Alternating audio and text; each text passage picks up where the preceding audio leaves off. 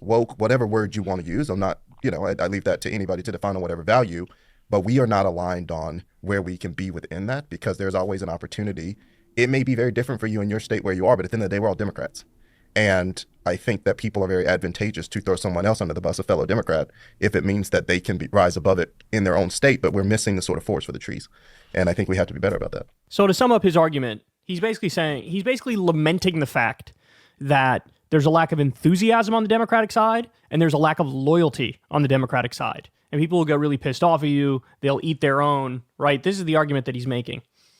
I find this such a curious argument because, guys, enthusiasm and loyalty don't just spring up overnight.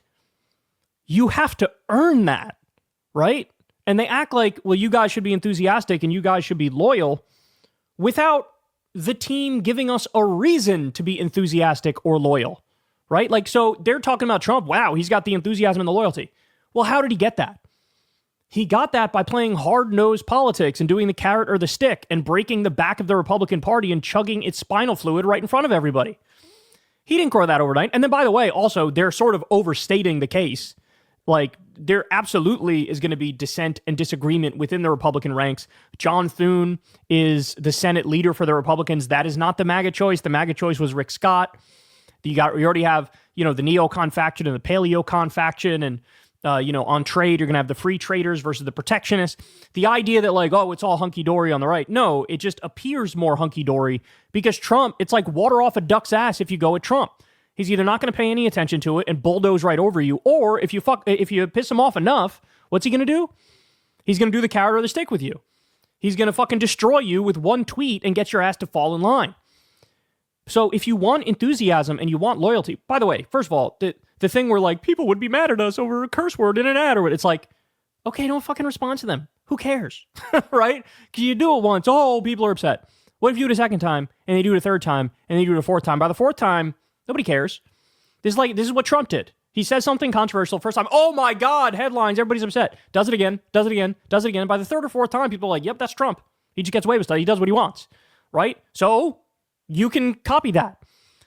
If you want enthusiasm and loyalty, you have to earn the enthusiasm and loyalty. And look, I know people like this hate it when you bring this up, but I think it's factually correct. Who was the last Democratic candidate that gave us that kind of enthusiasm and that kind of loyalty? This is not a tough one. His name was Bernie Sanders.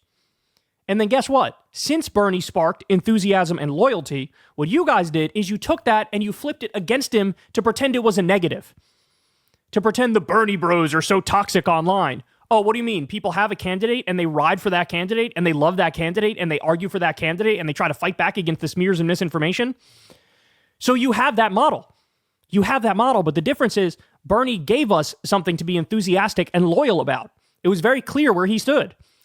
His dividing lines were obvious. We're going to go after the billionaires. We're going to go after the corporations. We're going to go after the big money donors because they rigged this system against you. I'm going to get you higher minimum wage. I'm going to get you universal health care. I'm going to end the corruption. We're going to address income and wealth inequality. Yeah, so people were going to ride or die for that guy because he meant it. He meant it. Whereas oftentimes with these more centrist corporate Democrats, it's finger in the air.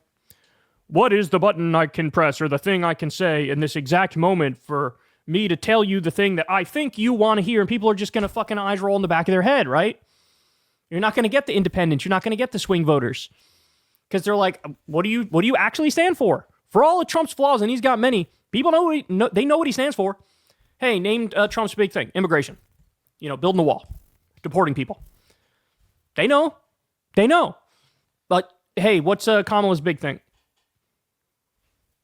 Kamala's thing is Kamala, right? So, I mean, this is, again, I'm past the idea that you can't ever blame the voters. I actually think, what was that quote we saw the other day? Some guy said, yeah, a lot of people compare Trump to Hitler. And I think they're kind of right, but I still voted for him.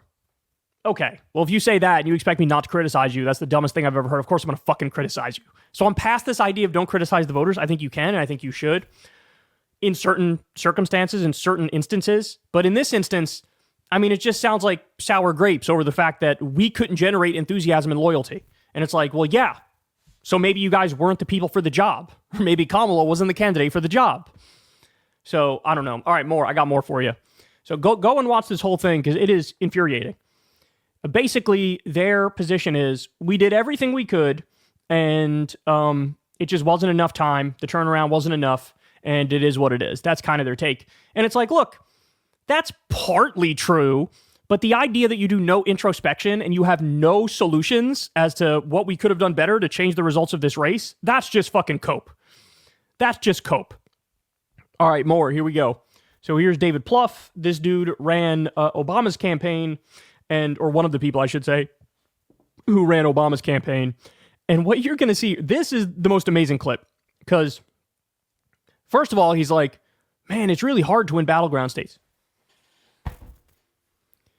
Yeah, no shit, but that's your fucking job, right? That's insane. That's like a plumber being like, man, working on pipes is really hard. I fucked yours up. Sorry. Like, that's your fucking job, bro. But then listen to what his new conclusion is. You ready for this? Here we go. It's always worth reminding people, it's really hard for Democrats to win battleground states. Let's look at Pennsylvania. 25% of the electorate is liberal, roughly. 34% is conservative. By the way, in most battleground states, that conservative number is over 40. So in every battleground state, there's more conservative than liberals. So in Pennsylvania, if experts are to believe, Trump won conservatives 91.8, Harris won liberals 93.6. Moderates, Harris won 56-43, but you kind of got to win 60% of them, right? For Democrats... I can't. This is crazy. So he's saying, look, ideologically, here's the percentages, here's the numbers, and trying to figure out how exactly do I cater to these particular groups in order to win. He's thinking of this like an egghead. What's the problem with his philosophy? Guys, in 2016, in the primary, the Democratic primary, Hillary versus Bernie. Bernie, even though he's a Democratic socialist, would repeatedly drax Hillary Clinton in all of the conservative rural areas and the conservative rural states. He destroyed her.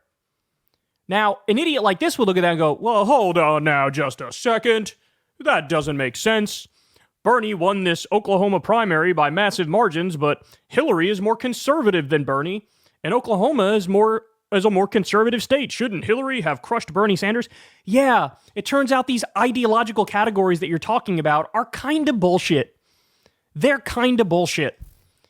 The American public is incredibly contradictory. And you've all heard of this median voter syndrome. People will pull opinions from wildly different perspectives and parts of the political spectrum and think like, well, yeah, of course, that's what I believe. Somebody could self-describe as a conservative, and then you talk to them and, okay, they want a strong border, but they want universal health care and they want higher wages. And like the idea that, and it's also looking at politics like it's a stagnant thing, right? Like it's not ever changing and flowing. It's this idea of like, I crunch the numbers and we have this percentage is conservative, this percentage is liberal, this percentage is centrist. It's like, they're even wrong about this notion of like independence. In his mind, he thinks, well, independents are in between the Democratic and the Republican parties, and they have half liberal opinions and half conservative opinions. That's not fucking true at all. Some independents are fucking communists. Some independents are completely apolitical, right? Like, it's just, this is egghead shit. And you watch this and you go, oh, this is why Kamala lost. You're being led by eggheads. There is no, like, core. There is no vision. There is no, here's our vision of how society should look, and we're going to do everything we can to make society look this way. Because this is preferable. This is better. This is ideal. There is no vision. It's just like, how do I do my tweaks around the edges to cater a message which specifically will get this demographic and that demographic? It's like, you're never going to craft the exact right thing in order to do that. That's not how it works. We told you guys this. There was a blind study, and in that blind study, 80% of the voters preferred Kamala's policies to Trump's policies. So it's not just about policy. It's not just about policy. It's about narrative. It's about story. It's about vision. It's about authenticity. It's about, do they believe you? And it's just this right over his head. Right over his head. Wait, we haven't gotten to the worst part yet. Ready? To win battleground states, it is a false choice. You want to maximize your base, of course. And that was a place where we spent enormous time, a lot of resources. That's critical. That's... Come on, man. You can't say that was the goal of this campaign. It wasn't. I gave them credit where credit was due. $6,000 child tax credit is great. Picking Tim Walz is great. there were a number of proposals that were like, okay, all right, I fuck with that.